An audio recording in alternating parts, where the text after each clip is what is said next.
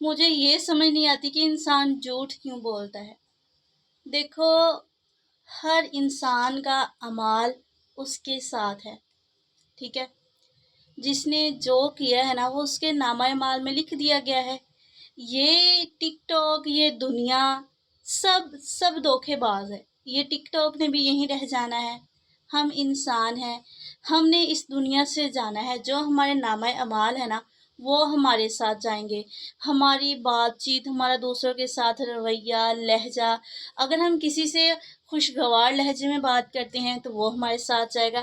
اگر ہم کسی کے ساتھ فراڈ کرتے ہیں، دھوکہ کرتے ہیں، تو اس کا حساب ہمیں دینا ہوگا۔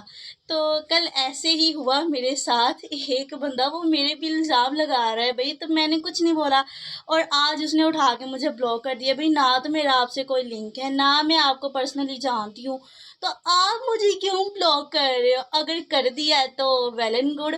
تو ویسے جو لوگ کمینے خود ہوتے ہیں نا، ان سے دوسروں کی اچھائی جو ہے نا وہ برداشت نہیں ہوتی کہ اس بندے نے میری بات پر ایگری کیوں نہیں کیا، میں جیسے کہہ رہا تھا اس نے کیوں نہیں بات مانی۔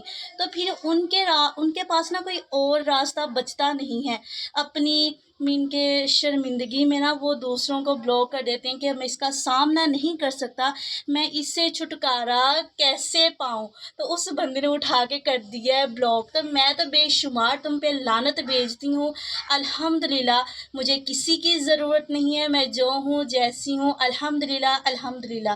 باقی جو لوگ آپ کو بلاک کر دیتے ہیں نا تو آپ ان کے پیچھے مت جایا کرو یار، وہ بغیرت لوگ ہیں جو کہ خود کو آپ سے دور کرنے کے لیے، آپ کی نظروں سے بچنے کے لیے نا آپ کو بلاک کر دیتے ہیں، ٹھیک ہے؟